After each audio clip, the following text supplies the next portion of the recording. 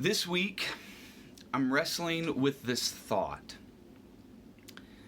In order to experience healing, you have to return to the wound.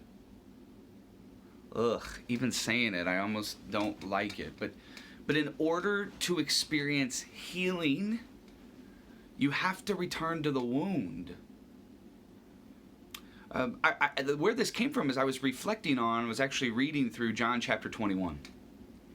John chapter 21, Jesus has already been crucified, John 19. He is already resurrected in John 20.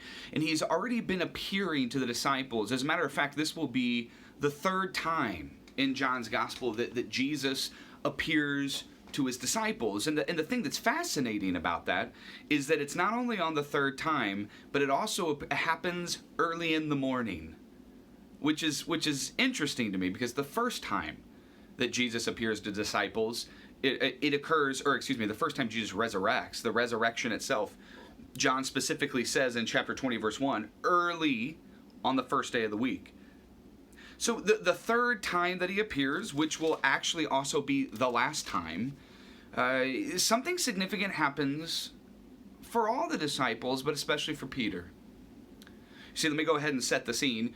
John chapter 21. You have Simon, Peter, and all of the different disciples that were fishermen.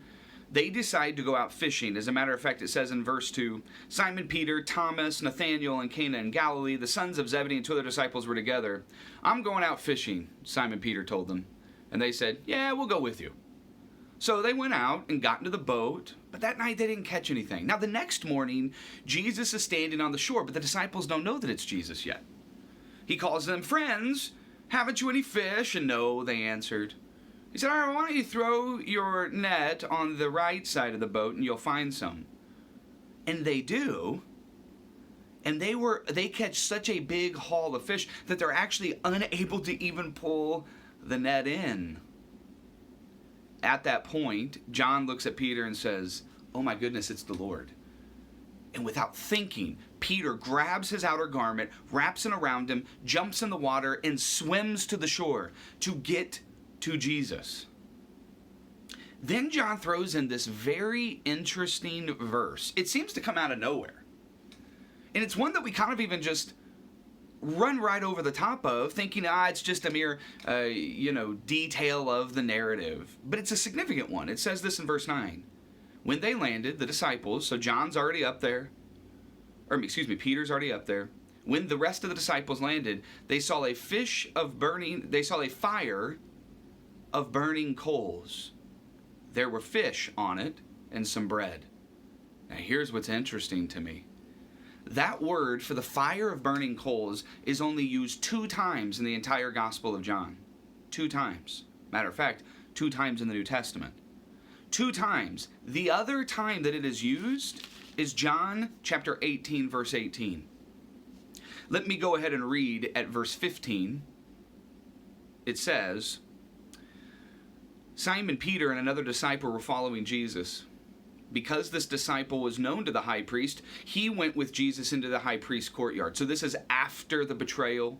This is after Judas and ends up kissing Jesus on the cheek, and Peter lashes out in order to try to protect Jesus, striking the ear of Malchus with his sword, the servant Malchus's ear.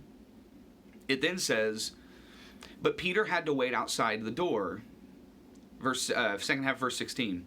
The other disciple, John, who was known to the high priest, came back, spoke to the servant girl on duty there, and brought Peter in. Now this is where it gets fascinating.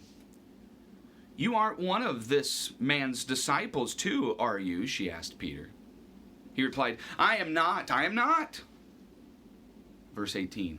It was cold, and the servants and officials stood around a fire they had made to keep warm. Peter also was standing with them, warming himself. Now here's the interesting thing. The same word used there for fire is the same word used here in John 21, verse 9. Where Peter swims his way to the shore, and once he reaches to the banks of the shore where Jesus is at, he smells a familiar smell. And he smells a smell that takes him back to an event that just happened not too long ago. Have you ever had that wherever you walk into someone's house and you have the smell and maybe it reminds you of your childhood home? We do this a lot with our senses as a whole, like we listen to a song, and all of a sudden the song brings back memories of maybe a high school dance, or maybe the first date with your significant other. Peter gets to the shore and he smells the fire of burning coal that reminds him of his wound, that reminds him of the first of 3 betrayals, that reminds him of the rooster crowing and Peter weeping. You see, but Jesus has in mind not a mere mocking. He has in mind not a mere taunting of Peter. He has in mind a healing for Peter. As we move down, verse 15, when they had finished eating around the fire, Jesus said to Simon Peter, "Simon, son of John." Now right away, that's interesting. Jesus has called him Peter for a while now. But he refers back to Simon. "Simon, son of John, do you love me more than these?" "Yes, Lord," he said. "You know that I love you." "All right," Jesus says, "feed my lambs." Verse 16. Again, Jesus said, "Simon, son of John, do you love me?" Honestly, the second time Jesus spoke that must have hit John in the heart, or Peter in the heart, like a dagger. "Lord, you've already asked me this." He answered, "Yes, Lord, you know that I love you." Jesus says, "Take care of my sheep." The third time, Jesus said to Peter, "Simon, son of John, do you love me?" And then it says, Peter was hurt because Jesus asked him a third time, "Do you love me?" He said, "Lord, you know all things. You know that I love you." Jesus said, "Feed my sheep." Even though Peter is hurt,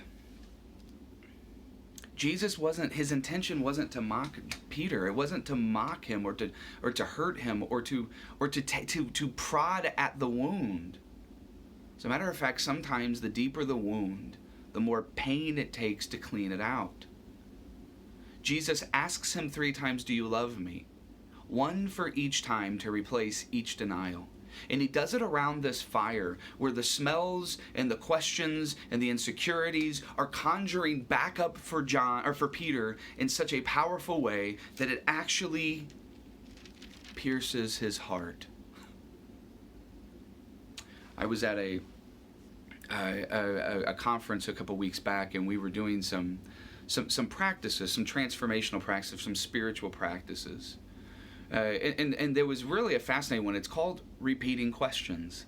And as soon as they gave the title of it, I thought of John 21. And the repeating question is this, is that you sit down across your knee to knee across from someone, and you, for 5 minutes, ask them the same question over and over and over. And each time they try to give a short response, and you simply respond by saying, "Thank you."